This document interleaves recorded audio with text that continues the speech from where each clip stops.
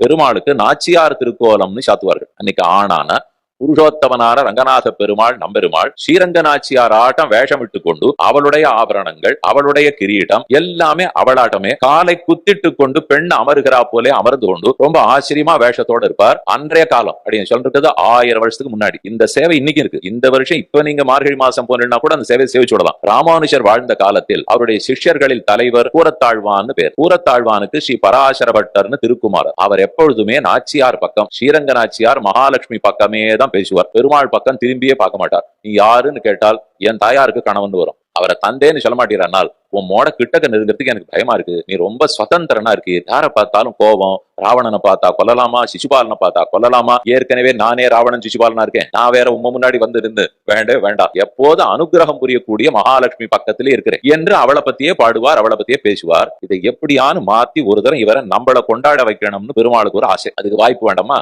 இந்த மார்கழி உற்சவத்தின் போது வாய்ப்பு கிடைச்சது. இன்னைக்கு அவர் வேஷம் கொண்டிருக்கார். நாச்சியார் திருக்கோலம் சாத்தி கொண்டிருக்கிறார். பட்டரே உள்ளவாரும் என்று கூட்டார். பட்டர் வந்தார். இப்ப என் தலையிலே இந்த திருவடி வரைக்கும் முழுக்க சேவியும் உம்ம நாச்சியாரை விட நான் எப்படி இருக்கேன் பார் அப்படின்னு வேணும்னு அவரை பாட சொல்லி ஏற இறங்க பார்த்தார். எல்லாமே நன்றாக இருக்கிறது. திருக்கோலம் எல்லாம் நல்லா தான் சாத்தின்னு இருக்கேன். கையை அழகா வச்சிருக்கேன், நாச்சியாராட்டமே இருக்கு. திருவடியை வச்சிருக்கிறது நாச்சியாராட்டம் இருக்கு. தோள்கள்லாம் அழகா அலங்காரம் பண்ணிருக்கேன்.